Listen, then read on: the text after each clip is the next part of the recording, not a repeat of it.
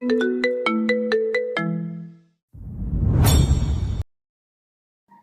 সকাল সকাল সানশাইন ভিলাতে ডাক পড়েছে রাফসানের। ভিয়ান তাকে সাথে করে নিজের জামা কাপড় প্যাক করে চলে আসতে বলেছে। রাফসান এর কারণ জিজ্ঞেস করলে সে তৎক্ষণাৎ কিছু বলেনি। ভিয়ানের আদেশ পেয়ে রাফসান তড়িঘড়ি করে সানশাইন ভিলাতে চলে এসেছে। এদিকে ড্রয়িং রুমে প্রবেশ করতেই সে সোফায় থমথমে মুখভঙ্গিতে বসা অবস্থায় ভিয়ানকে দেখতে পেল। তার পাশে একই ভঙ্গিমায় বসে রয়েছে কায়ান। তারা দুজনেই এই মুহূর্তে ফর্মাল গেটআপে রয়েছে। রাফসান আরো অবাক হলো এটা দেখে যে বাড়ির সকল সদস্যরা এখানে উপস্থিত রয়েছে। সকলেই পরিপাটি অবস্থায়, সাথে অনেকগুলো ট্রলি ব্যাগ। তবে আয়েশা সিদ্দিকা ও জেসিয়ার মুখ গোমরা করে রাখা। রাফসান ধীর পায়ে ভিয়ানের পানে এগিয়ে এলো। রাফসানকে দেখা মাত্রই ভিয়ান তার দিকে পূর্ণ দৃষ্টিতে ফিরে তাকালো। তারপর গম্ভীর স্বরে বলল, তুমি আমাদের সাথে আরশিনগর গ্রামে যাচ্ছ। অফিসের অনেক গুরুত্বপূর্ণ কাজ ফেলে যাচ্ছে, ওখানে গিয়ে সব সম্পন্ন করতে হবে। তাই তোমাকে আমার সাথে থাকা প্রয়োজন। এখানকার সমস্ত কাজের দায়িত্ব আমি সকল স্টাফদের মধ্যে বিতরণ করে দিচ্ছি। রাফসান অবাক হয়ে গেল ভিয়ানের কথা শুনে। সে অবাক কণ্ঠে জিজ্ঞেস করলো, কিন্তু আমরা হঠাৎ করে গ্রামে যাচ্ছি কেন স্যার? ভিয়ানের বদলে কায়ান প্রত্যুত্তর করল। ধীরে ধীরে সব জানতে পারবি। মিহিজাবিন মাহা কিছুটা অতিষ্ঠ ভঙ্গিতে বললেন, দেখো না বাবা, তোমার স্যার আর তার বড় ভাই কী সব শুরু করেছে।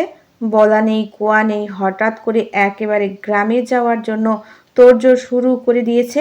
কত করে জিজ্ঞেস করলাম কী কারণে যাচ্ছিস, কিছুই বলছে না। মাহফুজুর রহমান ভিয়ান ও কায়ানের উদ্দেশ্যে বললেন, এমনিতে তোমাদের শত বলে কয়েক আর ধরে বেঁধেও গ্রামে নেওয়া যায় না। হঠাৎ করে দুজন ভাইয়ের মাথায় কি এমন ভূত চাপলো যে তোমরা গ্রামে যাওয়ার জন্য এত উতলা হয়ে পড়ছো? কায়ান বিড়বিড় করে বলল। তুমি কি বলছো না বাপজান? ভিয়ান হাত ঘড়ি দেখে বলে উঠল, বাইরে আমাদের গাড়িগুলো রেডি আছে। ড্রাইভার অনেকক্ষণ যাবত আমাদের জন্য অপেক্ষা করছে। চলো তাহলে যাওয়া যাক। কথাগুলো বলে ভিয়ান উঠতে নিলেই হঠাৎ করে তুফানের মতো গতিতে আবির্ভাব ঘটল এক বান্দার। সেই বান্দার আপাত মস্তক যথেষ্টই স্টাইলিশ ভাবে রয়েছে। সে আনন্দ সূচক ধ্বনি দিতে দিতে হাতের ব্যাগ একপাশে ছুঁড়ে ফেলে দিয়ে ছুটে এসে ভিয়ানের উপর ঝাঁপিয়ে পড়ল। ভিয়ান সবেমাত্র উঠে দাঁড়িয়েছিল, কিন্তু সেই বান্দার আকস্মিক ধাক্কায় পুনরায় সোফায় বসে পড়ল। এর ফলে বেচারার শ্বাস প্রশ্বাস নিতে রীতিমতো হাবুডুবু খেতে হলো। চোখ দুটো মার্বেলের মতো বড় হয়ে গেল। এই বান্দা আর কেউ নয়, ভিয়ানের স্কুল ও কলেজ লাইফের বেস্ট ফ্রেন্ড রুদ্র পাটোয়ারি। রুদ্র ভিয়ানকে শক্ত করে ঝাপটে জড়িয়ে ধরে উত্তেজিত স্বরে বলতে লাগলো, হ্যালো হ্যান্ডসাম, হোয়াটসঅ্যাপ ব্রো? তোকে কতদিন পর কাছে পেলাম, আহা পরানটা জুড়িয়ে গেল। আমাকে তো ভুলেই গেছিস শালা। কথাগুলো বলে রুদ্র ভিয়ানকে যেই চুমো খেতে যাবে অমনি ভিয়ান চোখ মুখ বিকৃত করে রুদ্রকে এক ঝটকায় দূরে সরিয়ে দিল। রুদ্র তবুও ছাড়ার পাত্র নয়। দূর থেকে ভিয়ানকে ফ্লাইং কিস ছুঁড়ে মারল। ভিয়ান ঠোঁট গোল করে শ্বাস ছেড়ে বিরক্ত দৃষ্টিতে তার দিকে তাকিয়ে রইল। রুদ্র এগিয়ে গিয়ে একইভাবে কায়ানকেও জড়িয়ে ধরল। কায়ান পড়তে নিয়েও নিজেকে কোনোভাবেই সামলে নিল। তারও চোখ দুটো মার্বেলের মতো বড় বড় হয়ে গেল। তাকে রুদ্রর এভাবে জড়িয়ে ধরার ফলে শ্বাস নিতে তার ভীষণ কষ্ট হতে লাগলো। রুদ্র আবারও একই ভঙ্গিতে বলতে লাগলো, তোমাকেও কতদিন পর দেখলাম বিগ ব্রাদার। কেমন আছো গো তুমি? কায়ান রুদ্রর কাছ থেকে নিজেকে বহু কষ্টে ছাড়িয়ে নিয়ে জোরে জোরে শ্বাস প্রশ্বাস নিতে লাগলো। তারপর রুদ্রর দিকে তাকিয়ে মুখে নকল হাসি ঝুলিয়ে দাঁতে দাঁত চেপে বলে উঠল। এতক্ষণ ভালোই ছিলাম কিন্তু। রুদ্র নিজের চোখ থেকে সানগ্লাস নামিয়ে নিয়ে সেটা ঘোরাতে ঘোরাতে দাঁত বের করে হেসে বলে উঠল, আমি আসার পর আরো ভালো হয়ে গেছো, সেটাই বলতে চাচ্ছ তাই না? I know. এদিকে রুদ্রর অবস্থা দেখে উপস্থিত সকলে হতভম্ব হয়ে গেল। ড্যাব ড্যাব করে তার দিকে তাকিয়ে রইল, যেন ভিন্ন কোনো গ্রহের প্রাণী সে। অথচ রুদ্রর মাঝে কোনো ভাবান্তর দেখা গেল না। তার মনোভাব এমন যে প্রত্যেকে তার পরিবারেরই সদস্য। সকলের সাথে হাসি খুশিভাবে কুশল বিনিময় করতে লাগলো সে। সবাই হাসার চেষ্টা করে তার সাথে কুশল বিনিময় করলো। কেবল জেসিয়া মুখ ভেঙচি কেটে অপর পাশে মুখ ফেরালো। রুদ্র তখন সানগ্লাস চোখে পড়েছিল। সেটা চোখ থেকে নাকের ডগায় নামিয়ে নিয়ে জেসিয়ার দিকে তীক্ষ্ণ দৃষ্টিতে তাকিয়ে থেকে ধীর স্বরে ফ্লার্ট করা শুরু করলো। You are so beautiful blue rose. তোমাকে দেখে আমার বুকের মাঝে ঘন্টা বাজা শুরু হয়ে গেল। হায়, এত কিউট আর সুন্দর তুমি, আমি মনে হয় মরেই যাব। কথাগুলো বলে বুকের বাম পাশে হাত রেখে মরে যাওয়ার মতো অদ্ভুতভাবে ফ্ল্যাটিং করলো রুদ্র। এদিকে জেসিয়া একটা নীল রঙের ড্রেস পরিধান করেছিল, এই জন্য রুদ্র তাকে ব্লু রোজ বলে ডেকেছিল। এমনিতে সে ছেলেদের ফ্ল্যাটিং ভীষণ পছন্দ করে, কিন্তু ভিয়ান তাকে প্রত্যাখ্যান করার পর থেকে তার মন মেজাজ ভীষণ বিগড়ে আছে। তাই সে চোখ মুখ খিচে রুদ্রর উদ্দেশ্যে বলে উঠল। ডিসকাস্টিং। রুদ্র জেসিয়ার কথা গায়ে মাখল না, কেবল তাকে আপাত মস্তক শুকনো দৃষ্টির মাধ্যমে স্ক্যান করতে লাগলো। এদিকে ভিয়ান রুদ্রকে ডেকে উঠে শীতল ও গম্ভীর স্বরে জিজ্ঞেস করলো। তুই হঠাৎ এখানে আসলে যে? রুদ্র সোফার উপর গায়ে লিয়ে বসে হাস্যোজ্জ্বল মুখে বলে উঠল। শুনলাম তোরা নাকি সপরিবারে তোর ফুপিদের গ্রামের বাড়িতে বেড়াতে যাচ্ছিস, তাই ভাবলাম আমিও তোদের সঙ্গে চলে যাই। এমনিতেও তুই যে মানুষ, তোকে হাজারবার বলে কয়েও ট্যুরে নেওয়া যায় না, তাই তোর সাথে এই ট্যুরটা কিছুতেই মিস করতে চাইলাম না। এসে ভালো করেছি না দোস্ত? ভিয়ান চেয়ে দেখলো রুদ্র একেবারে ট্রলি ব্যাগ সহকারে উপস্থিত হয়ে গেছে, অর্থাৎ সেও তাদের সাথে গ্রামে যাচ্ছে। তাই সে আর কথা বাড়ালো না, সবাইকে বের হতে বলে নিজে আগে বের হয়ে যেতে লাগলো। এদিকে যাওয়ার সময় জেসিয়াকে ইচ্ছাকৃতভাবে আলতো ধাক্কা দিতে ভুলল না রুদ্র। জেসিয়া দাঁত কিরমির করে তাকে কিছু বলতে যাবে, তার আগেই সে সবার আড়ালে জেসিয়াকে একটা ফ্লাইং কিস ছুড়ে দিয়ে দ্রুতপদে বেরিয়ে গেল। জেসিয়া বিড়বিড় করে বলে উঠল। শালা বাদর, তোকে যদি আমি শায়েস্তা না করেছি তাহলে আমার নামও জেসিয়া না। সপ্তর্ষি যারা নিজেদের রুমে বসে প্রচন্ড হাসাহাসি করছে। হাসতে হাসতে একে অপরের গায়ের উপর ঢলে পড়ছে তারা। গতকাল রাতে ভিয়ান ও কায়ানকে কিভাবে তারা উল্টাপাল্টা মেসেজ করে নাকানি চুবানি খাইয়েছে, এইসব বলতে বলতেই দুজন তীব্র হাসিতে ফেটে পড়ছে। আরও গুজুর গুজুর ফুসুর ফুসুর করে কিভাবে তাদের আরো বেশি করে নাকানি চুবানি খাওয়ানো যায় সেই ষড়যন্ত্র করছে। মুস্কান তাদের পাশে বসে বসে মজা নিচ্ছে। তাছাড়া তার ক্রাশ নামক ওই বাদরের ছবিটা সেই সপ্তর্ষিকে কালেক্ট করে দিয়েছিল। মেহুল একপাশে ভোতা মুখে বসে রয়েছে। তার এরকম মুখভঙ্গি লক্ষ্য করে যারা তাকে জিজ্ঞেস করলো। তুই আবার মুখটা পেঁচার মতো করে রেখেছিস কেন শুনি? হুম হুম। মেহুল কিছুটা আহ্লাদি কণ্ঠে বলে উঠল। তোমরা আমার দুই ভাইয়ের ফিলিংস নিয়ে এইভাবে লুডো খেলছো? এটা কিন্তু একদমই ঠিক না যারা আপু, সপ্তর্ষি আপু। সপ্তর্ষি মুখ ভেঙচি কেটে বলল। আর তোমার ভাইয়েরা যে আমাদের ফিলিংস নিয়ে হাডুডু খেলেছে, তার বেলায় কিছু না। হ্যাঁ, আমরা আমাদের প্রতিশোধ সমানে সমানে নিব, ব্যাস। তুমি আমাদের দলে থাকতে চাইলে থাকতে পারো, না হলে আমরা জোর করব না। মুস্কান উত্তেজিত হয়ে বলে উঠল। আমি কিন্তু তোদের দলে আছি আপু। মুস্কানের মুখে এমন কথা শুনে তার সাথে হাই ফাইভ করলো সপ্তর্ষি। যারাও করলো। এদিকে দলে একা পড়ে যাবে ভেবে মেহুলও তাদের দলে যোগ দিয়ে হাই ফাইভ করলো। এদিকে হঠাৎ করে নিচ থেকে স্বর্ণলতার ডাক ভেসে এলো। প্রত্যেককে নিচে যাওয়ার জন্য ডাকছেন তিনি। তার ডাক শুনে সকলে তড়িঘড়ি করে রুম থেকে বেরিয়ে সিঁড়ি বেয়ে নিচে নেমে এলো। তারপর সেখানকার দৃশ্যপট দেখে সকলেই বিস্মিত হয়ে উঠল। ভিয়ান, কায়ান এবং তার পুরো পরিবার সৈয়দ ম্যানশনে উপস্থিত হয়ে গেছে। অচেনা মুখ হিসেবে রাফসান ও রুদ্র রয়েছে। সপ্তর্ষিও যারা ভিয়ান ও কায়ানকে দেখে হা করে তাকিয়ে রইল। মেহুল কটমট দৃষ্টিতে তাকিয়ে রইল রাফসানের দিকে, আর মুস্কান রুদ্রর দিকে ক্রাশ খাওয়া দৃষ্টিতে তাকিয়ে থাকতে থাকতে অন্যায় আঙ্গুল পেঁচাতে পেঁচাতে ঠোঁট কামড়ে হাসি দিল। এদিকে ভিয়ান ও কায়ান সপ্তর্ষিও যারার হতভম্ব অবস্থা দেখে একে অপরের দিকে তাকিয়ে ফিচেল হাসি হাসল। রাফসান মেহুলের দৃষ্টি দেখে থতমত খেয়ে দ্রুত দৃষ্টি নত করে নিল। আর রুদ্র মুস্কানের এই নজর দেখে আবারও তার ফ্লার্টিং স্কিল শুরু করতে চাইল, কিন্তু ভিয়ান ও কায়ান সহ তাদের পুরো পরিবার উপস্থিত হওয়ায় আপাতত সে নিজের বাসনাকে তীব্রভাবে দমিয়ে রাখল। মিসেস স্বর্ণলতা, মেহমেদ আহমেদ ও সৈয়দ পরিবারের সকল সদস্য উপস্থিত মেহমানদের আপ্যায়নের জন্য ব্যতিব্যস্ত হয়ে পড়লেন। মেহমানদেরকে ড্রয়িং রুমে বসিয়ে হালকা চা নাস্তার ব্যবস্থা করা হলো। কিছুক্ষণ এখানে বিশ্রাম নেওয়ার পরে সকলকে তাদের জন্য বরাদ্দকৃত রুমে পাঠিয়ে দেওয়া হবে। এদিকে দুই পরিবারের সদস্যরা একে অপরের সাথে টুকটাক কথা বলতে লাগলো। কথায় কথায় হঠাৎ স্বর্ণলতা ভিয়ানকে উদ্দেশ্য করে সহাস্যে জিজ্ঞেস করলেন। সপ্তদশীকে নাকি ভার্সিটিতে তুমি ভর্তি করে দিয়েছিলে? ওর পড়াশোনার সমস্ত দায়িত্ব তুমি নিয়েছো শুনে খুব খুশি হয়েছি। তাছাড়া ব্যস্ততা সত্ত্বেও বাসাতে নাকি সবসময় ওকে নিয়মিত পড়াতে। ভিয়ান বিনম্র হাসি হেসে মাথা ঝাঁকালো।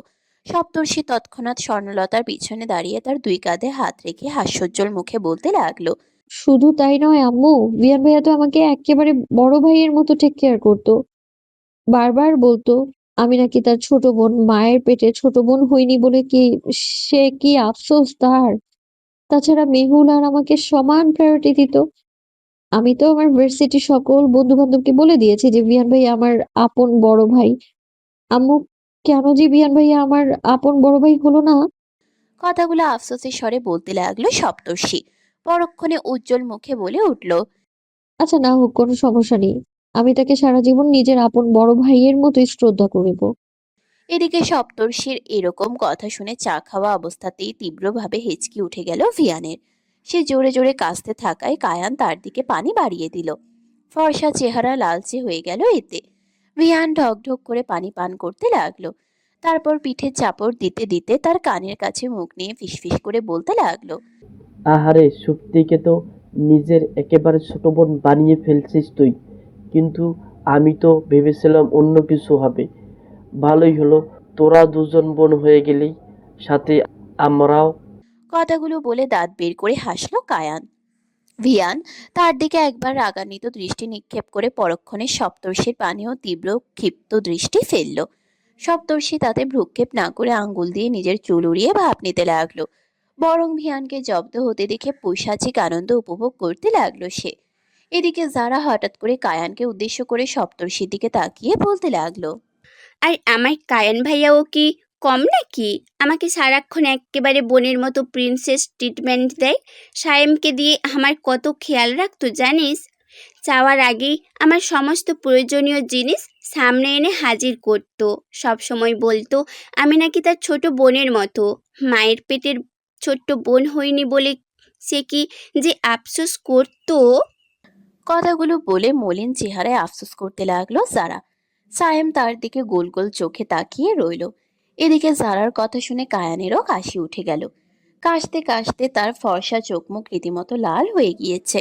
জ্বলন্ত দৃষ্টিতে জারার দিকে তাকালে যারা ভাব নিয়ে অন্যদিকে ফিরে তাকালো। তারপর ঠোঁট গোল করে শীষ দিতে লাগলো মৃদু স্বরে। ভিয়ান ভিক করে হেসে উঠল। পরক্ষণে অনেক কষ্টে হাসি দমিয়ে কায়ানের পিঠে চাপড় দিতে দিতে পানির গ্লাস তার দিকে ধরিয়ে দিল সে। কায়ান গ্লাসটা হাতে নিয়ে পুরো পানি ঢকঢক করে পান করতে নিল।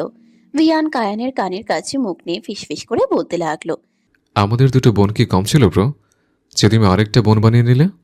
থাক, সমস্যা নেই। আমাদের 3 বোনকে আমরা অনেক আদর যত্নে বিয়ে দিয়ে শ্বশুরবাড়ি পাঠাবো, ঠিক আছে? কায়ান একইভাবে ভিয়ানের দিকে জ্বলন্ত দৃষ্টিতে তাকালো। ভিয়ান কোনো কথা না বলে ঠোঁট চেপে হাসলো কেবল। তবে পুরো ফ্যামিলির মেম্বাররা ভিয়ান ও কায়ানের ভ্রাতৃত্ব বোধ দেখে তাদের ভূয়সী প্রশংসা করতে লাগলো। এদিকে রুদ্র তাদের ফ্যামিলি ড্রামা দেখতে দেখতে কৌতুক স্বরে বলে উঠল, ভাইরে, তোদের এতগুলো বোন, মাশাল্লাহ। এদের কারোর সাথে আমার সেটিংস করিয়ে দিলেও তো পারিস। কায়ান ও ভিয়ান রুদ্রর দিকে অগ্নি দৃষ্টিতে তাকাতেই সে থতমত খেয়ে চুপ করে গেল। টেবিলের উপর থেকে আপেলের টুকরো নিয়ে তাতে কামড় দিয়ে দাঁত বের করে হাসলো কেবল। এদিকে ভিয়ান ও কায়ান বিরক্ত হয়ে উঠে দাঁড়ালো। সাথে সাথে রাফসান ও রুদ্রও উঠে দাঁড়ালো। পরিবারের বাকি সদস্যরাও একে একে উঠে দাঁড়ালো। স্বর্ণলতা ও মেহমেদ আহমেদ তাদেরকে নিজেদের রুমে পৌঁছে দিতে লাগলেন। এদিকে সকলে চলে গেলে ভিয়ান, কায়ান, রাফসান ও রুদ্রর সামনাসামনি ছিল কেবল সপ্তর্ষি, যারা, মেহুল ও মুস্কান। তারা কিছুক্ষণ স্থির দৃষ্টিতে একে অপরের পানে তাকিয়ে রইল। ভিয়ান সপ্তর্ষির দিকে কিছুক্ষণ তীক্ষ্ণ দৃষ্টিতে তাকিয়ে থেকে তার কিছুটা কাছাকাছি এগিয়ে গিয়ে কানের কাছে মুখ নিয়ে ফিসফিস স্বরে বলল, আমাকে আপন বড় ভাই বানানোর শাস্তি তোকে হারে হারে টের পাওয়া বুঝছ? একবার তোর আর আমার বিয়েটা হোক, তারপর তোকে দেখাচ্ছে মজা। এতদিন দেখেছি যে মানুষ চাঁদে মহাকাশে বাসর সেরে ফেলেছে, কিন্তু তোকে নিয়ে আমি বাসর সর্ব পাট খেতে, সবচেয়ে ইউনিক পদ্ধতিতে। কথাগুলো বলে একটা ফিচেল বাঁকা হাসি হেসে হনহন করে সিঁড়ি বেয়ে উপরে চলে গেল ভিয়ান। এদিকে ভিয়ানের কথা শুনে সপ্তর্ষির চোয়ালদয় রীতিমতো ঝুলে গেল যেন। আহাম্মক হয়ে সে ভিয়ানের যাওয়ার পানে ফ্যালফ্যাল দৃষ্টিতে তাকিয়ে রইল। একটু আগে কি বলে গেল ভিয়ান, সেটা ভাবতেই তার মাথা ভনভন করে ঘুরছে। তবে নিজেকে সামলে নিয়ে সে মুখ ভেঙচি কেটে বিড়বিড় করে বলল, তোমাকে আমি কোনোদিনও বিয়ে করলে তো আমাকে নিয়ে পাট খেতে বাসর করবে? হাহ, তোমাকে আমি কোনোদিনও বিয়েই করব না আসছে সে। আর এমন জ্বালাবো যে আমার থেকে দূরেই ভাগবে তুমি। কথাগুলো বলে একটা শয়তানি হাসি হেসে উপরে চলে গেল সপ্তর্ষি। এদিকে জারার কানের কাছে মুখ নিয়ে কায়ান ফিসফিস করে বলে উঠল, খুব আমাকে বড় ভাই বানানোর শখ, তাই না?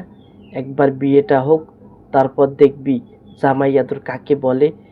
কত প্রকার কি কি, তখন কেঁদে কেঁদে জামাই ডাকলেও কুল পাবি না। কথাগুলো বলে শয়তানি হাসি হেসে কায়ান ভিয়ানের পিছু পিছু উপরে চলে গেল। যারা শক্ত একটা ঢোক গিলে তার যাওয়ার পানে অপলক দৃষ্টিতে তাকিয়ে রইল। পরক্ষণে নিজেকে ধাতস্থ করে নির্ভীক দেখানোর চেষ্টা করে মনে মনে ভাবল, ইস, আসছে আমার জামাই হতে। এখন থেকে যতই আমাকে ভয় দেখাও না কেন তুমি, আমি কিছুতেই ভয় পাবো না। কথাগুলো ভেবে যারাও সপ্তর্ষি রুমের দিকে ছুটে গেল। রাফসান মেহুলকে ক্রস করতে নিলেই মেহুল তার কাছাকাছি এসে দাঁড়ালো। তারপর বুকে 2 হাত ভাঁজ করে তার দিকে ভ্রু উঁচিয়ে গম্ভীরভাবে তাকিয়ে রইল। রাফসান ঢোক গিলে তার মুখ পানে তাকিয়ে রইল। সেদিন অজ্ঞাত অবস্থায় মেহুলকে হসপিটালে নিয়ে যাওয়ার পর পরবর্তীতে জ্ঞান ফেরার পরে এই মেয়ে যা যা অবস্থা করেছিল সেসব ভাবতেই তার গলা বারবার শুকিয়ে যায়। এই ডেঞ্জারাস মেয়ের সামনাসামনি কিছুতেই সে হতে চায় না, কিন্তু নিয়তি কেন যেন তাদের দুজনকে আবারও একসাথে জুড়ে দেয়। একেবারে ফাটা কপাল যাকে বলে। মেহুল রাফসানকে আপাত মস্তক একবার স্ক্যান করে তার দিকে কিছুটা ঝুঁকে বেশ গুরুগম্ভীর গলায় বলে উঠল, আমার থেকে নিরাপদ দূরত্ব বজায় রাখবেন, বুঝেছেন? আমি কিন্তু রেড সিগন্যাল, কাছাকাছি আসলেই একেবারে ভস্ম করে দেব, মাইন্ড ইট। কথাগুলো বলে ভাব দেখিয়ে গটগট পায়ে উপরে চলে গেল মেহুল। রাফসান তার যাওয়ার পানে হাঁ করে তাকিয়ে রইল। মেয়ে তো নয়, যেন আস্ত ধানি লঙ্কা। একটা দীর্ঘশ্বাস ফেলে সেও সিঁড়ি বেয়ে ট্রলি ব্যাগ হাতে উপরে চলে গেল। এদিকে রুদ্র চোখ ছোট ছোট করে সামনে দাঁড়ানো মুস্কানকে অবলোকন করে যাচ্ছে। মুস্কান এখনো তার দিকে মুগ্ধ নজরে তাকিয়ে থেকে মিটমিট করে হেসে যাচ্ছে আর আঙ্গুল দিয়ে ওড়না পেঁচিয়ে যাচ্ছে। রুদ্র মুস্কানের কাছাকাছি এগিয়ে গিয়ে সম্মোহিত নয়নে তাকে অবলোকন করে এক গালে হাত দিয়ে তাকে পাম দিতে বলে উঠল, আহা, কি সুন্দরী রমণী গো তুমি! তোমার মতো বিশ্ব সুন্দরী এই বিশ্ব ব্রহ্মাণ্ডেও আর দ্বিতীয়টি দেখিনি আমি। তোমার তো মিস ওয়ার্ল্ড হওয়া উচিত ছিল। তোমাকে দেখে আমার হৃৎপিণ্ড, লিভার, কিডনি, ফুসফুস সব একেবারে লাফাতে লাফাতে বের হয়ে আসতে চাচ্ছে। এতকাল কোথায় লুকিয়েছিলে গো সুন্দরী? এদিকে রুদ্রর বোমা মারা ফ্লাটিংগুলো শুনে মুস্কান একেবারে গোলে পানি হয়ে গেল। খুশিতে এই মুহূর্তে তার বাড়ি কাঁপিয়ে লাফাতে ইচ্ছে করছে। ছেলেদের কাছ থেকে জীবনে অনেক প্রশংসা শুনেছে সে, কিন্তু এরকম প্রশংসা কখনো শুনেনি। সে মুখে ওড়না গুজে দিয়ে ব্লাশ করতে করতে অতিরিক্ত উত্তেজিত হয়ে বলতে লাগলো, আর আপনার মতো হ্যান্ডসাম গুড লুকিং ছেলেও আমি আমার জীবনে দুটো দেখিনি। এতকাল কোন গর্তে লুকিয়েছিলেন আপনি? কথাগুলো বলে রুদ্রর উত্তরের অপেক্ষা না করে ঝড়ের গতিতে দৌড়ে সিঁড়ি বেয়ে উপরে চলে গেল মুস্কান। রুদ্র সেদিকে ঠোঁট বাঁকা করে হেসে কিছুক্ষণ তাকিয়ে থেকে চোখে সানগ্লাস পরে নিল। তারপর পাশ ফিরতেই দেখতে পেল জেসিয়া তার দিকে কটমট দৃষ্টিতে তাকিয়ে আছে। এই মেয়ে এতক্ষণ এখানে ছিল সে বুঝতেই পারেনি। জেসিয়া রুদ্রর বুকে কিছুটা জোরে ধাক্কা মেরে অপর হাতে ট্রলি ব্যাগ নিয়ে সিঁড়ি বেয়ে উপরে যেতে যেতে বলে উঠল, ফ্ল্যাট করার মেশিন কোথাকার! দোয়া করি আপনার ভাগ্যে যেন একটা দরজাল বউ জোটে, যে আপনার হাজার ফ্ল্যাটিং শুনেও সারা জীবনও পড়বে না। রুদ্র জেসিয়ার যাওয়ার পানে তাকিয়ে থেকে গালে জিভ ঠেকিয়ে হেসে বিড়বিড় করে বলে উঠল, ওই দজ্জাল বউয়ের বৈশিষ্ট্যগুলো যে তোমার মধ্যে রয়েছে মেয়ে, তাহলে তুমি কি আমার দজ্জাল বউ হবে নাকি গো? রুদ্রর কথা জেসিয়া আর শুনতে পেল না। রুদ্র মাথা চুলকে হেসে নিজেও দ্রুত বেগে উপরে উঠে গেল। হালকা মিঠে রোদ এবং পাখির কিচিরমিচির শব্দে ঘুম ভাঙল সৈয়দ ম্যানশনের সকল সদস্যদের। গ্রামীণ পরিবেশে কেন যেন খুব সকাল সকাল ঘুম ভেঙে যায়। তখন একটা অনাবিল শান্তি বিরাজ করে। ভিয়ান, কায়ান, রাফসান ও রুদ্রের ঘুম ভেঙেছে আজ বেশ তাড়াতাড়ি। তারা ভেবেছিল বেশ বেলা করে ঘুম থেকে উঠবে, কিন্তু এত তাড়াতাড়ি উঠে গেছে দেখে নিজেরাই অবাক হয়ে গেল। তবে ঘুম থেকে ওঠার পরপরই ব্যালকনিতে গিয়ে অবাক হয়ে গেল তারা। শীতের ভোরের এত স্নিগ্ধ ও কোমল রূপ আসলেই বিমোহিত করার মতো সুন্দর। কুয়াশার সাথে মিশে গেছে হালকা সোনালি রোদ্দুর, সেই সাথে শীতল ও সতেজ বাতাস বইছে। চারজন মিলে একত্রে গার্ডেনে অনেকক্ষণ ধরে হাঁটাহাঁটি করলো। তারপর ফিরে গেল নিজেদের রুমে।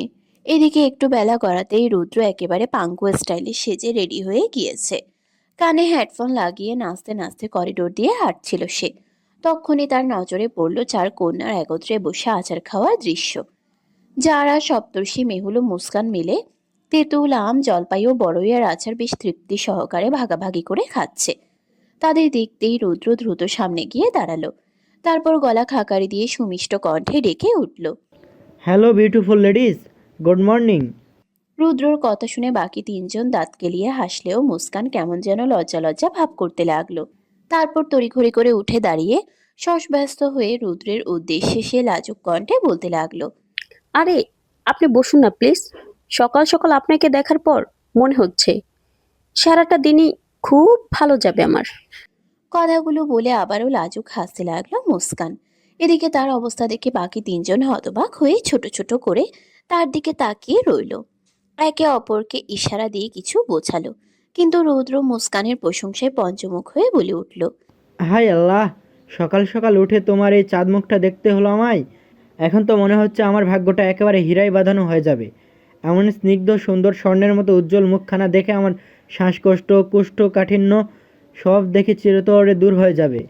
এদিকে রুদ্র শেষের কথাটা শুনে সপ্তর্ষি জারা ও মেহুল হো হো করে হেসে উঠল। হাসতে হাসতে একে অপরের গায়ে ঢলে পড়তে লাগলো তারা। মুস্কানের মুখের হাসি মুছে গেলেও সে জোরপূর্বক এক চিলতে হাসি ঠোঁটের কোণে বজায় রেখে রুদ্রর পানে তাকিয়ে রইল। রুদ্র সকলের উদ্দেশ্যে বলল। লেডিস, আমি কি তোমাদের খাওয়ায় ভাগ বসাতে পারি? যারা ব্যতিব্যস্ত ও আন্তরিক স্বরে বলল। হ্যাঁ হ্যাঁ, অবশ্যই পারেন, কেন নয়। সপ্তর্ষি বলল। এখানে 4 রকমের আচার, কিন্তু আমরা 4 জন মিলিয়ে বানিয়েছি। খেয়ে বলবেন কার আচার সবচেয়ে ভালো হয়েছে। ওকে? রুদ্র হেসে বলল। ওকে কিউটি প্রিন্সেস। বলে রুদ্র আচারগুলো একে একে খেতে লাগলো।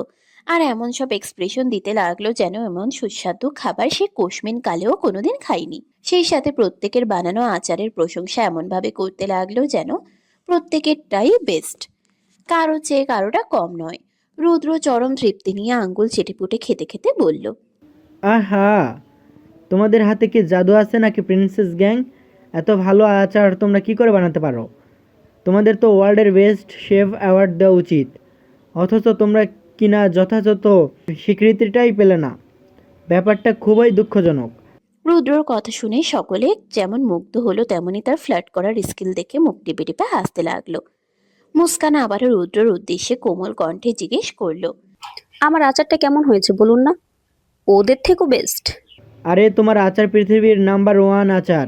এমন আচার খেলে মরা মানুষও জিন্দা হয়ে যাবে। রুদ্রর কথা শুনে মুস্কান বাদে বাকি সকলে আবারও সশব্দে হেসে উঠল।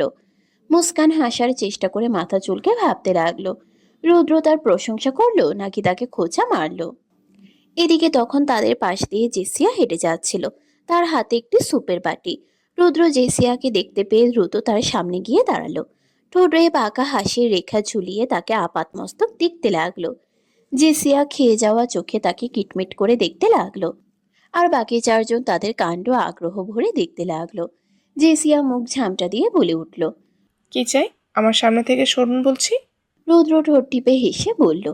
ওই প্রিন্সেসদের বানানো আচারের টেস্ট নিলাম এতক্ষণ, এখন তুমি কি নিয়ে যাচ্ছ সেটার থেকেও টেস্ট করব আমি। জেসিয়া ভ্রুকুচকে রেগে বলল। জীবনও স্যুপ খাননি নাকি, ছোচা কোথাকার? রুদ্র জেসিয়ার অপমানজনক কথাবার্তা গায়ে মাখল না। সে তার হাত থেকে সুপের বাটি ছিনিয়ে নিতে নিতে বলল। সকলের খাবার টেস্ট করা আমার জন্মগত অধিকার, সো মুখ চালানো বন্ধ করো ব্লু রোজ। জেসিয়া রেগে আরো কিছু বলতে যাবে তার আগেই রুদ্র সুপের বাটি থেকে চামচ দিয়ে একের পর এক বাইট খেতে লাগলো। প্রত্যেকে হা হয়ে তার দিকে তাকিয়ে রইল। তবে কয়েক চামচ খাওয়ার পরেই রুদ্র জিহবা ও গলা যেন তীব্র ঝালে জ্বলে উঠল। সে সুপের বাটিটা জেসিয়ার হাতে ধরিয়ে দিয়ে সামনের বোতলে রাখা পানি ঢক ঢক করে পান করতে লাগলো। তবুও ঝাল না কমাতে হাঁসফাঁস করতে লাগলো সে। জেসিয়া তার অবস্থা দেখে মুখ টিপে টিপে শয়তানি হাসি হাসতে লাগলো আর বিড়বিড় করে বলতে লাগলো। আরও খাবেন আমার স্যুপ? খা, আরও বেশি করে খা। ঝালে মরবি এখন, কারণ 10টা বোম্বাই মরিচের কেটে দিয়েছি স্যুপে। মূলত রুদ্রকে ওদের চারজনের কাছ থেকে আচার খেতে দেখে এবং তাদের সাথে ফ্লার্ট করতে দেখে জেসিয়া ইচ্ছে করেই স্যুপের মধ্যে বোম্বাই মরিচ বাটা দিয়ে মিশিয়ে সেটা তার সামনে দিয়ে নিয়ে এসেছে। সে জানত রুদ্র তার স্যুপ অবশ্যই ট্রাই করবে, আর হলোও তাই। ফলে নিজের কাজ সফল হতে দেখে তার মনটা পৈশাচিক শান্তি পেল। এদিকে রুদ্রর চোখ মুখ লাল হয়ে গিয়েছে দেখে মুস্কান উদ্বিগ্ন হয়ে দ্রুত কিচেন থেকে চিনির ডিব্বা এনে রুদ্রর সামনে এনে ধরল। রুদ্র পুরো চিনির ডিব্বা শেষ করার পর অবশেষে কিছুটা শান্তি পেল। তারপর জেসিয়ার দিকে কটমট দৃষ্টিতে তাকিয়ে কিছু বলতে যাবে তার আগেই সে ঠোঁট ভাকিয়ে হেসে চলে গেল। রুদ্র তার যাওয়ার পানে তাকিয়ে থেকে বাঁকা হেসে বিড়বিড় করে বলতে লাগলো। এর প্রতিশোধ আমি নিয়েই ছাড়বো ব্লুরোজ। দুপুরের দিকে সৈয়দ ম্যানশনের বিশাল আকৃতির মাছ ভর্তি পুকুরে নেমে মাছ ধরার আয়োজন করতে লাগলো বাড়ির কম বয়সী ছেলেরা। তাদের নেতৃত্ব দিচ্ছে যারাও সপ্তর্ষি। ওদের দুজনের সাথে অবশ্য সমবয়সী আরো কিছু মেয়ে রয়েছে। তারা হলো সপ্তর্ষির বান্ধবী। আজকে সকলে মিলে ঠিক করেছে তারা চড়ুই ভাতি খেলবে। এদিকে পুকুরটা বেশি গভীর না হওয়াতে সকলে নেমে হাতে করেই বড় বড় মাছ ধরতে পারছে। ভিয়ান ও কায়ান হাঁটতে হাঁটতে তখন সেখানে এসে উপস্থিত হলো। সকাল থেকে তারা চিন্তা ভাবনা করছে কি করে যারা ও সপ্তর্ষির মনোযোগ আকর্ষণ করা যায়। সরাসরি গিয়ে কথা বলতেও তাদের ইগোতে হালকা আঘাত করছে, কিন্তু কিভাবে তাদের কাছাকাছি আসা যায় সেটা নিয়ে তারা বেশ সলা পরামর্শ করেছে। হঠাৎ কায়ানের মাথায় একটা দারুণ আইডিয়া এলো।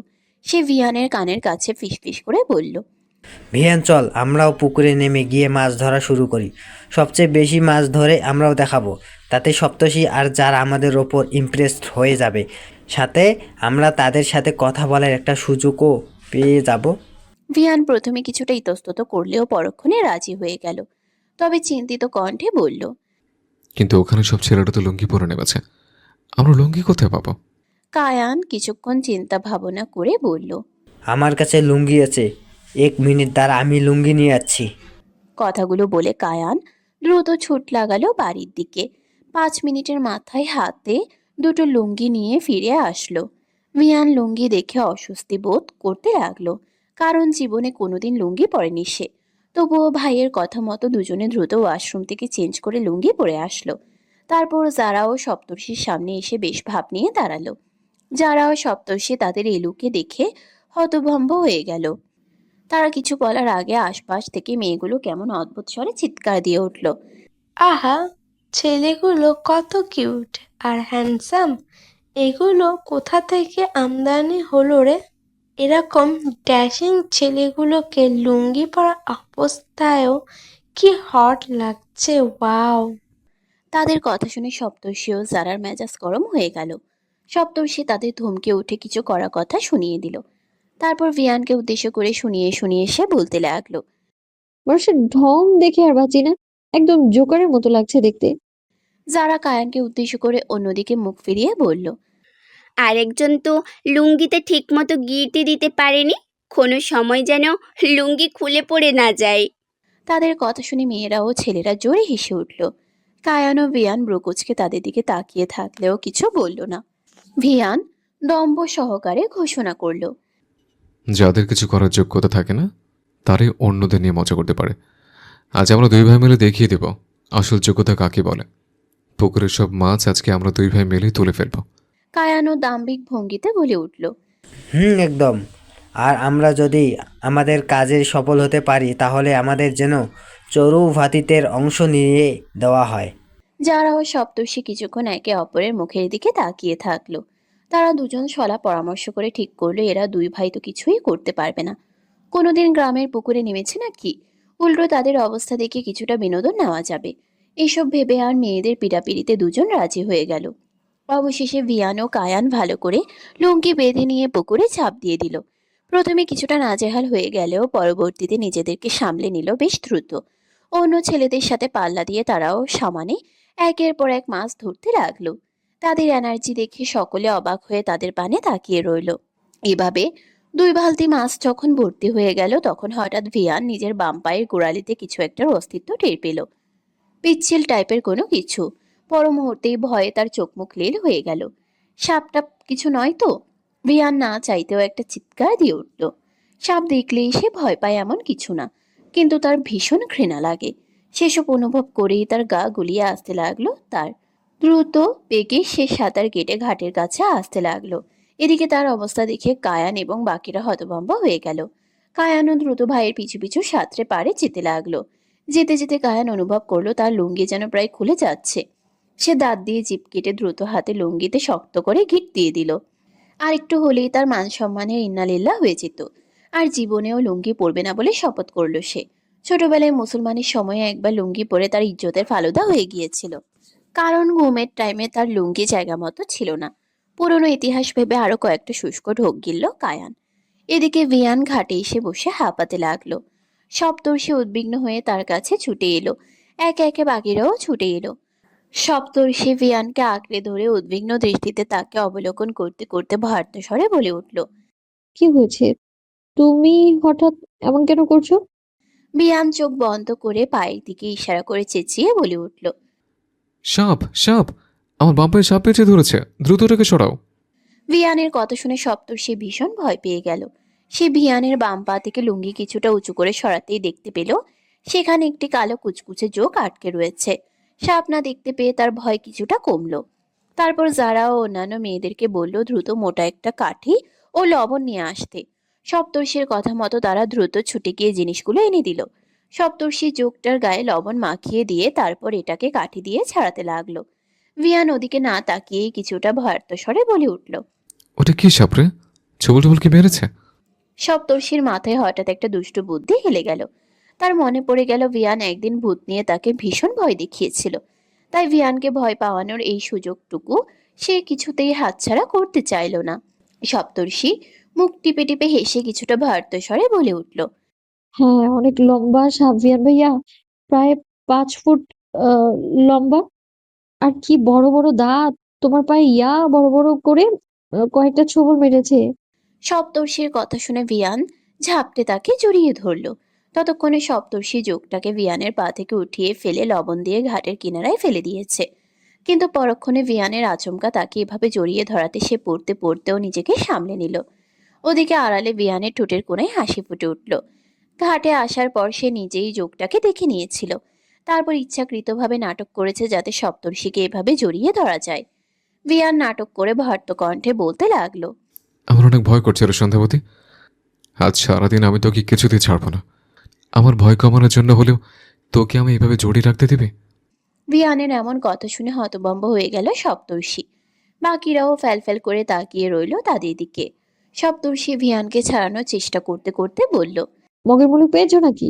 ছাড়ো বলছি আমায়। আর কেমন পুরুষ তুমি যে সামান্য একটা যোগ দেখে এত ভয় পেয়ে যাও? ছি ছি, নিজের ভবিষ্যৎ বউকে কিভাবে রক্ষা করবে তুমি? ভিয়ান সেভাবে থেকেই জবাব দিল। এই যে তোকে যেভাবে জড়িয়ে ধরে রেখেছে, তাকে সেভাবে কোলে উঠিয়ে রাখবো। তাতে না হলে মাথায় জড়িয়ে রাখবো। সপ্তর্ষি আর কিছু বলার জন্য খুঁজে পেল না। দীর্ঘশ্বাস ফেলে সেভাবেই বসে রইল সে। এদিকে সপ্তর্ষির বান্ধবীদের মন ভেঙে গেল তাদের স্বপ্নের পুরুষের সপ্তর্ষিকে এভাবে জড়িয়ে রাখতে দেখে। এদিকে কায়ান বড় ভাই হিসেবে নিজের ছোট ভাইয়ের চিকন বুদ্ধির প্রশংসা করতে লাগলো মনে মনে। পরক্ষণে তার মাথাতেও একটা দুর্দান্ত আইডিয়া খেলে গেল। সেও হঠাৎ একটা চিৎকার করে উঠে দ্রুত জারাকে ঝাপটে জড়িয়ে ধরল। জারা পড়তে গিয়েও নিজেকে সামলে নিল। তারপর চোখ বড় বড় করে কায়ানকে বিস্মিত কণ্ঠে জিজ্ঞেস করলো। কি করছো কি তুমি কায়ান ভাইয়া? ছাড়ো বলছি আমায়। কায়ান ভিয়ানের মতোই কাপা কাপা স্বরে বলতে লাগলো। আমারও ভীষণ ভয় করছে রে প্রময়ী, মনে হচ্ছে হার্ট অ্যাটাক করে মরে যাব। জারা সন্দিহান গলায় জিজ্ঞেস করলো। যোগ ধরলো বিয়ান ভাইয়াকে আর হার্ট অ্যাটাক করে মরে যাবে তুমি? অদ্ভুত তো। আরে তুই বুঝতে পারছিস না, ভিয়ানকে যে যোগ ধরেছিল তাকে তো সপ্তর্ষি মেরে ফেলেছে। এখন তার মৃত্যুর প্রতিশোধ নিতে ওই যোগের গার্লফ্রেন্ডকে আমাকে আক্রমণ করতে এসেছে। আমি আবার কোন মেয়ের সংস্পর্শে যেতে চাই না একমাত্র তুই ছাড়া, সেটা মানুষ হোক কিংবা যোগ। এখন তুই আমাকে এই অনাচার থেকে বাঁচা। আমার জীবন মৃত্যু এখন তোর হাতে। কায়ানের যুক্তি শুনে যারা ফ্যালফ্যাল করে তার দিকে তাকিয়ে রইল। এই দুই ভাইকে সিনেমায় অ্যাক্টিং করতে দিলে তারা নির্ঘাত বেস্ট অ্যাক্টরের অ্যাওয়ার্ড নিয়ে আসবে। এত চিকন বুদ্ধি ওরা কোথায় লুকিয়ে রাখে সেসব ভাবতেই জারার বুক চিরে একটা দীর্ঘশ্বাস বেরিয়ে এলো। আর তাদের কাণ্ড দেখে উপস্থিত বাকি ছেলেমেয়েরা একে অপরের সাথে কানাঘুষা করে করে হাসতে লাগলো। মেহুল সৈয়দ ম্যানশনের গার্ডেনে পাইচারি করছে আর নিজের ডিএসএলআর দিয়ে সুন্দর সুন্দর ফটোগ্রাফি করছে। এই পর্যন্ত গ্রামে তার খুবই কম আসা হয়েছে। তাই গ্রামীণ দৃশ্যগুলো ক্যাপচার করে সেগুলো দিয়ে একটা অ্যালবাম বানাবে বলে মনস্থির করলো সে। তার ভাইয়াদের সে বলে রেখেছে তাকে যেন তারা গ্রাম ঘোরাতে নিয়ে যায়। ভিয়ান ও কায়ান তাকে বলেছে আগামীকালকে সবাইকে সাথে করে ঘুরতে নিয়ে যাবে। তাই আপাতত সময় কাটাতে গার্ডেন ও বাড়ির চারপাশে ফটোগ্রাফি করছে মেহুল। মেহুলের চারপাশে বাড়ির কিছু সার্ভেন্টরা আনাগোনা করছে কাজের জন্য। সে অবশ্য তাদের লক্ষ্য না করে নিজের মতো করে কাজ করছিল। হঠাৎ করে গার্ডেনে রাফসানের আগমন ঘটল। মেহুল প্রথমে পাত্তা না দিলেও পরক্ষণে লক্ষ্য করলো রাফসান ঠিক তার পিছু পিছু আসছে। সে যেখানে যেখানে দাঁড়াচ্ছে রাফসানও সেখানে সেখানে দাঁড়িয়ে যাচ্ছে। আবার সে চলতে শুরু করলে রাফসানও তার পিছু পিছু যাচ্ছে। ব্যাপারটাতে মেহুল একসময় বেশ বিরক্ত হয়ে রাফসানের দিকে তাকিয়ে রাগী কণ্ঠে বলে উঠল, এই যে মিস্টার, আপনি আমার পিছু পিছু এভাবে আসছেন কেন? আবারও ঝাড়ি শোনার শখ হয়েছে নাকি? রাফসান কিছু একটা বলতে চেয়েও আবার ইতস্তত করতে লাগলো। মেহুল ব্রুকুচকে তার দিকে তাকিয়ে রইল। এরপর তার উদ্দেশ্যে সরাসরি বলল। কি বলবেন বলে বিদায় হন। রাফসান আমতা আমতা করে বলল, ইয়ে মানে আপনার ব্যাক সাইড সব সব রক্তর দাগ দেখা যাচ্ছে। সাদা ড্রেস পরছেন বলে সেগুলো স্পষ্ট বোঝা যাচ্ছে। আপনি হয়তো ব্যাপারটা খেয়াল করেননি, কিন্তু এখানে কিছু মানুষ আনাগোনা করছে। তারা দেখতে পেলে আপনার জন্য ব্যাপারটা অস্বস্তিদায়ক হতে পারে। এজন্য আপনার পিছু পিছু আসতে এলাম। আপনি কাইন্ডলি মাইন্ড করবেন না প্লিজ। রাফসানের কথাগুলো শুনে মেহুলের মুখ রীতিমতো হা হয়ে গেল। সে বুঝতে পারল যে তার পিরিয়ড শুরু হয়ে গেছে, কিন্তু ফটোগ্রাফি করার নেশায় এতটাই মত্ত ছিল যে কিছুই বুঝতে পারেনি সে। আর রাফসান সেটা লক্ষ্য করেছে ভাবতেই লজ্জায় মরে যেতে ইচ্ছে হলো তার। সে দ্রুত উল্টো দিকে ঘুরে গিয়ে কাদো কাদো মুখে দাঁড়িয়ে রইল। হঠাৎ করে রাফসান নিজের হুডি খুলে সেটা দিয়ে মেহুলের কোমরের দিক থেকে ঢেকে হাতাগুলো দিয়ে পেটের দিকে টাইট করে বেঁধে দিল, অথচ কোনো অযাচিত স্পর্শ করল না। তারপর পেছন থেকে কোমল ও বিনয়ী স্বরে বলল, হ্যাঁ, তো লজ্জা পাওয়ার কিছু নেই, ইটস ওকে। এটা মেয়েদের একটা স্বাভাবিক ব্যাপার। আমি যে দেখেছি সে ব্যাপারটা ভুলে যান, কিন্তু এরপর থেকে একটু খেয়াল রাখবেন প্লিজ। কথাগুলো বলে রাফসান হনহন করে চলে গেল সেখান থেকে। মেহুল পিছু ঘুরে রাফসানের চলে যাওয়ার দিকে তাকিয়ে রইল। সেই সাথে প্রথমবারের মতো তার পানে মুগ্ধ দৃষ্টিতে তাকালো। মনে মনে একটা ভালো লাগা রেশ খেলে গেল তার। কিছুক্ষণ সেভাবেই তাকিয়ে থেকে মুচকি হেসে সে বিড়বিড় করে বলল, ছেলেটা দেখতে গাধা টাইপ মনে হলেও মনটা কিন্তু ভীষণ ভালো। আজ আরশিনগর গ্রাম ঘুরতে বেরিয়েছে সৈয়দ ও সিদ্দিকী পরিবারের সকল সদস্যরা। বিশেষ করে সিদ্দিকী পরিবারের মেহমানদের জন্য সৈয়দ পরিবারের পক্ষ থেকে এই বিশেষ আয়োজন। যদিও গাড়ি করে গ্রাম ঘোরানোর কথা বলেছিল মেহমেদ আহমেদ, কিন্তু বাদ সেধেছেন মেহেজাবিন মাহা সিদ্দিকী সহ সিদ্দিকী পরিবারের বাকি সদস্যরা। তাদের মতে গ্রাম ঘুরতে এসে শহরের মতো চালচলন পরিত্যাগ করাই শ্রেয়, যার ফলে সকলে দল বেঁধে গ্রাম ঘুরতে বেরিয়েছে। গ্রামের মানুষ অবাক বিস্ময়ে তাদেরকে অবলোকন করছে। আধুনিক বেশভূষা ও চালচলন দেখে অবশ্য এমন করাটাই স্বাভাবিক। তবে সিদ্দিকী পরিবারের মানুষদের অমায়িক ব্যবহার দেখে তারা মুগ্ধ হয়েছে। পুরো গ্রামের বিভিন্ন সুন্দর সুন্দর জায়গা পরিদর্শন করানো শেষে এবং গ্রামের বিভিন্ন সুস্বাদু খাবার খাওয়ানো শেষে অবশেষে নদী তীরে এসে উপস্থিত হলো সকলে। বিস্তৃত ও কুলকুল ধ্বনি সমৃদ্ধ নদীটির নাম মধুমতি। তখন শ্রান্ত বিকেল বেলা, অস্তমিত সূর্যের লালচে আলো পড়েছে নদীর স্রোত ও ঢেউ খেলানো পানিতে ও তটের মাটিতে। সকলে আরাম করে নদী তীরে সবুজ ঘাসের মতো জায়গাটিতে বসে পড়ল। তারপর নিজেদের মতো গল্প গুজব করতে লাগলো বয়স্ক সদস্যরা। তবে তুলনামূলক ছোট সদস্যরা এভাবে থাকতে বোরিং ফিল করতে লাগলো। আবার নেটওয়ার্কের ইস্যুর কারণে তারা ফোনও চালাতে পারবে না। তাই তারা বেরিয়ে পড়লো আশেপাশের জায়গাগুলো পর্যবেক্ষণ করার উদ্দেশ্যে। ভিয়ান, কায়ান, রাফসান, রুদ্র, সপ্তর্ষি, জারা, মুস্কান, মেহুল এমনকি জেসিয়াও চলল তাদের সাথে সাথে। তবে কিছুটা ভাব দেখিয়ে তাদের কাছ থেকে দূরত্ব বজায় রাখলো। রুদ্র বারবার শীষ বাজিয়ে তাকে টিস করার চেষ্টা করতে লাগলো, কিন্তু জেসিয়া বারবার মুখ ভেঙচি দিয়ে দূরে সরে যাচ্ছে। প্রত্যেকে একসাথে নীরবে হেঁটে চলেছে, কারোর মুখে কোনো কথা নেই। হঠাৎ করে ভিয়ান সপ্তর্ষিকে নিয়ে সকলের থেকে আলাদা হয়ে গেল। সপ্তর্ষি বাধা দিলেও ভিয়ান তাকে টেনে নিয়ে চলল দূরে। যারা কিছু বলতে নিলে কায়ান তার হাত ধরে দূরে সরে গেল। রুদ্র জেসিয়ার হাত ধরে দূরে সরে গেল। তাদের পিছু পিছু ছুটে গেল মুস্কান। অবশেষে রয়ে গেল কেবল রাফসান ও মেহুল। তারা সকলের এরকম অবস্থা দেখে হা করে একে অপরের দিকে তাকিয়ে রইল।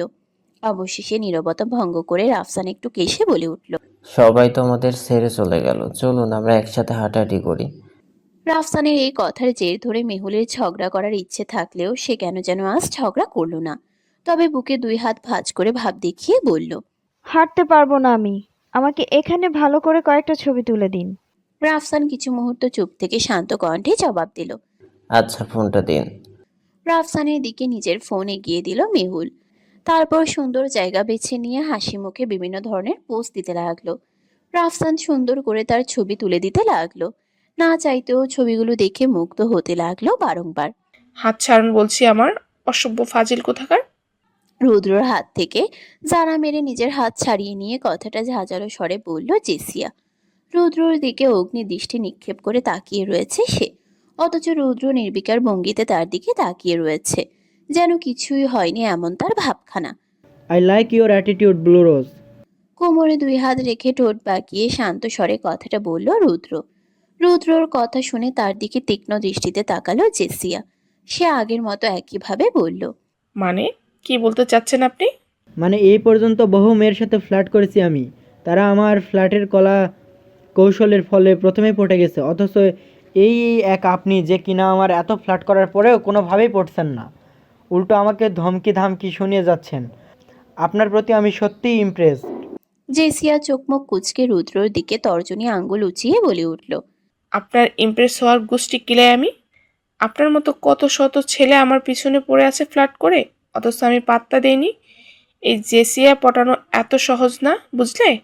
কথাগুলো বলে বেশ ভাব নিল জেসিয়া। রুদ্র ঠোঁট কামড়ে হেসে বলে উঠল, আপনি যে ছেলেদের ফ্ল্যাট শুনে মুহূর্তে গলে যেতেন সেটা কিন্তু আমি খুব ভালো করে জানি মিস জেসিয়া। ভিয়ান আমাকে সবাই বলেছে, তাই আমার সামনে এত কুল সাজার চেষ্টা করবেন না। রুদ্রর অপমানজনক কথাবার্তা শুনে রাগে ফেটে পড়ল জেসিয়া। তার উপর ভিয়ানের প্রসঙ্গ আসায় সে হিতাহিত জ্ঞান শূন্য হয়ে রুদ্রকে যেই ধাক্কা মারতে নেবে অমনি রুদ্র তার ডান পায়ে ল্যাং মারল। মুহূর্তেই পাশে থাকা নদীর পানিতে পড়ে গেল জেসিয়া। তারপর পানিতে হাবুডুবু খেতে লাগলো। সাঁতার না জানে হাত উঁচিয়ে বাঁচার চেষ্টা করতে লাগলো সে।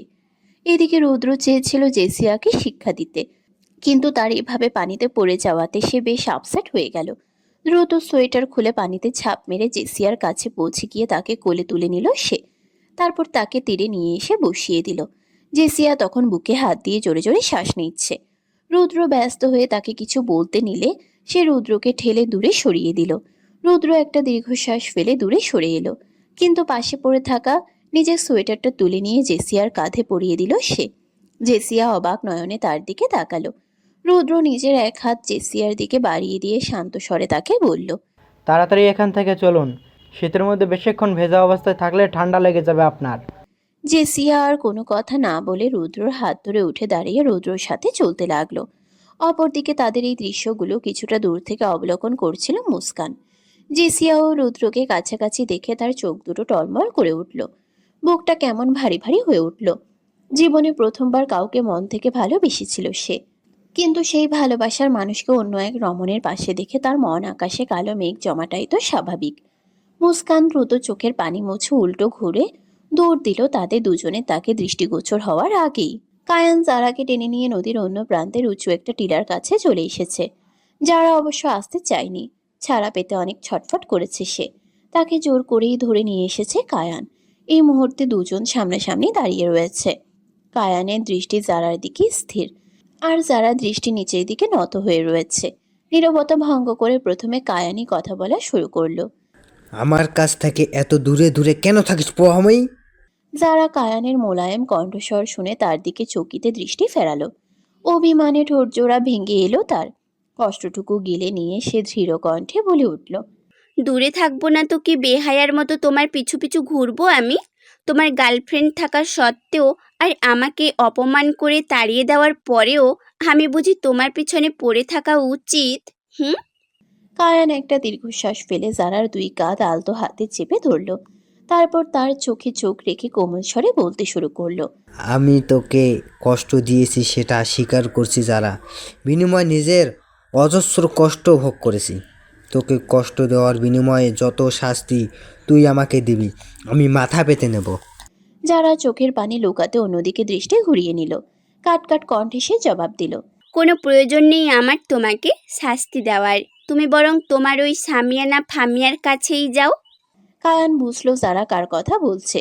সে আবারও একটা দীর্ঘশ্বাস ফেলে জারার চিবুক ধরে তার মুখ নিজের দিকে ফেরালো। তারপর বেশ দৃঢ় কণ্ঠে বলে উঠল, সামিয়া নামের কোনো মেয়ে অস্তিত্ব নেই আমার জীবনে যারা। তুই ছাড়া দ্বিতীয় কোনো নারীর অস্তিত্ব নেই আমার জীবনে। আমি শুধু তোকে আমার কাছ থেকে দূরে থাকার শাস্তি হিসেবে এমন নাটক করেছিলাম। যারা তীব্র দৃষ্টিতে কায়ানের পানে তাকিয়ে রইল। কায়ান তার দৃষ্টি দেখে কিছুটা হকচকিয়ে গেল। জারার গাল বেয়ে এক ফোঁটা অশ্রু গড়িয়ে পড়ল। কায়ান সযত্নে সেটা মুছিয়ে দিতে দিতে বলল, আমাকে আর ভুল বুঝিস না প্রভাময়ী, তোর দূরে দূরে থাকা আমি আর মেনে নিতে পারছি না। যারা কায়ানের হাত ঝাড়া মেরে সরিয়ে দিয়ে দৃঢ় কণ্ঠে বলে উঠল, তুমি আমাকে সত্যি ভীষণ কষ্ট দিয়েছো কায়ান ভাইয়া। আমায় কষ্ট দেওয়ার বিনিময়ে তুমি শাস্তি পেতে চেয়েছিলে না, তাহলে আমি তোমাকে শাস্তি দিচ্ছি। আর কখনো আমাকে পেতে চেও না। কথাগুলো বলে যারা উল্টো ঘুরে চলে যেতে নিলে কায়ান পেছন থেকে তার এক হাত চেপে ধরল। তারপর তাকে টেনে এনে নিজের বুকের সাথে মিশিয়ে নিল। এরপর যারার দুই গালে নিজের হাতের দুই আঙ্গুল চেপে ধরে শক্ত কণ্ঠে বলে উঠল, অভিমান করেছিস ভালো কথা, তোর অভিমান আমি ভাঙাবো, কিন্তু আমার কাছ থেকে দূরে যাওয়ার কথা বললে একদম মাটিতে পুঁতে ফেলবো। যারা ভেজা স্বরে বলে উঠল। তুমি তো শুধু এটাই পারো, হুমকি ধামকি দিতে। কায়ান ধমকের স্বরে ফের বলে উঠল, হ্যাঁ, দরকার হলে সারা জীবন এমনটাই করব। এই বদমেজাজি আর রুক্ষ স্বভাবের মানুষটার সাথে তোকে আজীবন থাকতে হবে। কিন্তু আমি তোমার সাথে থাকতে চাই না। কায়ান কিছুটা মলিন মুখে বলে উঠল। কিন্তু একদিন এমন একটা সময় আসবে যেদিন তুই নিজে আমাকে অকুলভাবে চাইবি। আমি সেই দিনটার অপেক্ষায় রইলাম প্রভাময়ী। কথাগুলো বলে একে অপরের দিকে স্থির দৃষ্টি নিক্ষেপ করে তাকিয়ে রইল তারা দুজনা। সেই মুহূর্তে গোধূলির শেষ সোনালি আলো তাদের উপর পড়ে এক অনিন্দ সুন্দর সৌন্দর্যের সৃষ্টি করলো। নদীর পাড় থেকে কিছুটা দূরে একটা পরিত্যক্ত বাড়ি রয়েছে, কিছুটা রাজকীয় ও ভুতুরে টাইপ সেই বাড়ি। চারপাশে অসংখ্য গাছগাছালি দিয়ে ঘেরাও থাকায় অনেকটা জঙ্গল বাড়ির মতো মনে হয় এটাকে। তার উপর এখন গোধূলি লগ্ন, ফলে বাড়িটাকে একটু বেশি ভয়ঙ্কর ও রহস্য ঘেরা মনে হচ্ছে। এমন একটা জায়গায় সপ্তর্ষিকে জোর করে নিয়ে এসেছে ভিয়ান। সপ্তর্ষি ভিয়ানের উপর রাগেও ভয়ে তীব্র চিৎকার দিয়ে নিজের হাতটা সজোরে ছাড়িয়ে নিল। তারপর ভিয়ানের দিকে রাগান্বিত দৃষ্টি নিক্ষেপ করে তাকালো। ভিয়ান তার দিকে শান্ত দৃষ্টিতে তাকিয়ে রয়েছে। তার নির্লিপ্ত ভাবভঙ্গি ও শান্ত চেহারা দেখে সপ্তর্ষির ক্রোধ আরও বৃদ্ধি পেল। সে ভিয়ানের উপর কিছুটা চেঁচিয়ে বলে উঠল, আমাকে এইখানে কেন নিয়ে এসেছো তুমি? আমার উপর প্রতিশোধ নিতে আমাকে মেরে ফেলে গুম করে ফেলতে চাও নাকি? ভিয়ান কোনো জবাব না দিয়ে ধীর পায়ে সপ্তর্ষির দিকে এগোতে লাগলো। সপ্তর্ষি এতক্ষণ যাবৎ রাগে কাঁপতে থাকলেও এই মুহূর্তে এমন পরিবেশে ভিয়ানকে এভাবে কাছাকাছি আসতে দেখে বেশ ভয় পেয়ে গেল সে। ফলে এক পা করে সেও পেছাতে লাগলো। পেছাতে পেছাতে যখন বাড়ির একটা দেয়ালের সাথে আটকা পড়লো, তখন ভিয়ান দেয়ালের দুই পাশে দুই হাত দিয়ে সপ্তর্ষিকে নিজের বাহুবন্ধনে আবদ্ধ করে নিল। সপ্তর্ষি ভীত দৃষ্টিতে ভিয়ানের পানে তাকালো। ভিয়ান তখনও তার দিকে এক দৃষ্টে তাকিয়ে থেকে নির্লিপ্ত মুখভঙ্গি নিয়ে দাঁড়িয়ে রয়েছে। সপ্তর্ষি কিছুটা সাহস সঞ্চয় করে বলে উঠল, তোমার আসলে উদ্দেশ্যটা কি ভিয়ান ভাইয়া? কেন নিয়ে এসেছো আমাকে এখানে? ভিয়ান এই কথার কোনো জবাব না দিয়ে গম্ভীর স্বরে বলে দিল। আমার উপর বুঝি তোর ভীষণ অভিমান? সপ্তর্ষি মুখ ঘুরিয়ে নিল, অভিমানী কণ্ঠে সে জবাব দিল, অভিমান তার উপরেই করা যায় যে আমাদের প্রিয় মানুষ হয়, কিন্তু তুমি তো কখনো আমার প্রিয় মানুষ ছিলে বলে মনে পড়ে না। সপ্তর্ষির এহেন কথা শুনে ভিয়ান মনে মনে প্রচণ্ড আঘাত পেলেও মুখে সেটা প্রকাশ করল না। সপ্তর্ষির মুখখানা নিজের দিকে ঘুরিয়ে নিয়ে তার মুখের উপরে ফু দিতেই সপ্তর্ষি চোখ দুটো খিচে বন্ধ করে নিল। ভিয়ান মুগ্ধ চোখে তার মুখ পানে তাকিয়ে থেকে তার মুখের উপর চলে আসা বেবি হেয়ারগুলো কানের পিঠে গুজে দিল। তারপর বেশ শান্ত ভঙ্গিতে বলতে শুরু করলো, ছোটবেলা থেকে তোকে ভীষণভাবে চাইতাম আমি। তোকে এতটাই নিজের করে চাইতাম যে কখনো কখনো সেটা তোর উপর মারাত্মক বিপদের কারণ হয়ে দাঁড়াতো। সেজন্য নিজেকে ধীরে ধীরে তোর কাছ থেকে গুটিয়ে নিয়েছিলাম আমি। ভেবেছিলাম আর কখনো তোর কাছে ভিড়ব না, কিন্তু তুই চোখের সামনে আসলে আমার সবকিছু কেমন যেন এলোমেলো হয়ে যেত। নিজেকে কিছুতেই তোর কাছ থেকে দূরে সরিয়ে রাখতে পারতাম না। সেজন্য মাঝে মধ্যে কঠোর রূপ ধারণ করে তোকে নিজের কাছ থেকে দূরে সরিয়ে দিতাম। তোর প্রতি আমার কঠোর আচরণগুলো এর জন্য ছিল সন্ধ্যাবতী। সপ্তর্ষি অবাক নয়নে ভিয়ানের পানে তাকিয়ে রইল। এই কথাগুলো ভিয়ান কখনো তাকে বলেনি, আর সে কল্পনাও করেনি। সপ্তর্ষি হুট করে প্রশ্ন করে বসলো, তাহলে জেসি আপুকে বিয়ে করতে রাজি হয়েছিলেন কেন? জাস্ট তোকে জ্বালানোর জন্য। তোকে জ্বালাতে আমি ছোটবেলা থেকে ভীষণ আনন্দ পেতাম, সেটা তো তুই জানিস। তাই বলে তুমি আমাকে ফেলনা পুতুলের মতো যখন ইচ্ছে দূরে ঠেলে দিবে, আবার যখন ইচ্ছে কাছে টেনে নিবে? ভিয়ান সপ্তর্ষির মুখখানা নিজের 2 হাতের আঁচড়ায় ভরে নিয়ে কোমল কণ্ঠে বলল, আমি তোকে ভীষণ করে চাইতাম সন্ধ্যাবতী, এখনো চাই, আর সবসময় চেয়ে যাব। শুধু আমার অবচেতন মন আর মস্তিষ্কের বিরোধিতার জন্য তোকে বারবার দূরে ঠেলে দিতাম। ভিয়ানের কথাগুলো ভীষণ আবেগপ্রবণ হলেও সপ্তর্ষির মনে কেবল গেঁথে রইল। ভিয়ান তার ইচ্ছা অনুযায়ী যখন ইচ্ছে তাকে কাছে টেনে নেবে, আবার যখন ইচ্ছে দূরে সরিয়ে দেবে। এরকম দোটানায় সে কিছুতেই নিজের অনুভূতিকে ফেলে দিতে পারে না। আবার ভিয়ান জেসিয়াকে বিয়ে করবে কথাটা মজা করে বললেও সে সেটাকে সিরিয়াসলি নিয়ে এতটাই কষ্ট পেয়েছিল যে এখনো ভুলতে পারে না। ভিয়ানের প্রতি রাগ ও অভিমান থেকে শক্ত কণ্ঠে বলে উঠল। আমি তোমাকে ভালোবাসি না আর বিয়েও করব না।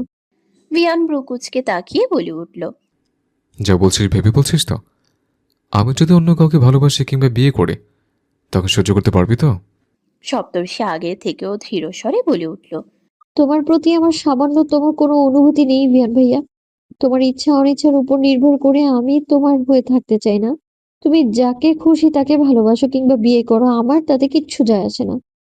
সপ্তর্ষির ধারালো কথাগুলো বিষাক্ত তীরের মতো বুকের বাম পাশে আঘাত হানল ভিয়ানের।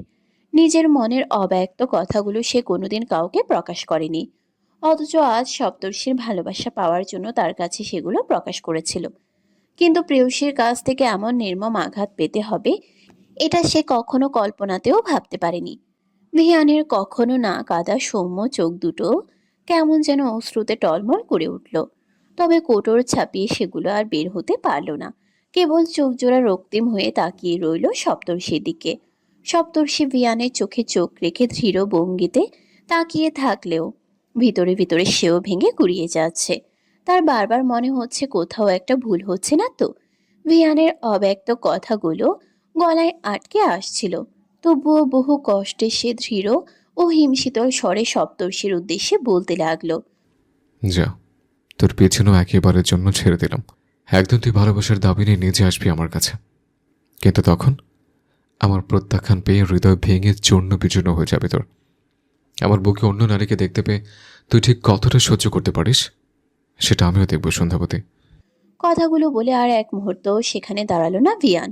হন হন করে হেঁটে বাইরে বেরিয়ে গেল ভিয়ান। তবে গেটের বাইরে এসে দাঁড়িয়ে রইল সে। সপ্তর্ষিকে এই ভুতুরে আবহে অন্তত একা ছেড়ে যেতে পারবে না সে। হাত জোড়া মুষ্টিবদ্ধ করে রুদ্ধশ্বাসে কেবল আসন্ন অন্ধকারাচ্ছন্ন আকাশের দিকে অশ্রুসিক্ত নয়নে তাকিয়ে রইল ভিয়ান। আর ভেতরে সপ্তর্ষি পাথরের মূর্তির মতো নিশ্চুপ দাঁড়িয়ে রইল। তার ভেতর বারংবার বাড়ি খাচ্ছে ভিয়ানের বলা সেই নিষ্ঠুর কথাগুলো। তার বারবার মনে হচ্ছে সে তার জীবন থেকে ভীষণ মূল্যবান কিছু হারিয়ে ফেলতে চলেছে, যেটা তার হাসি খুশি আনন্দ সবকিছু কেড়ে নেবে।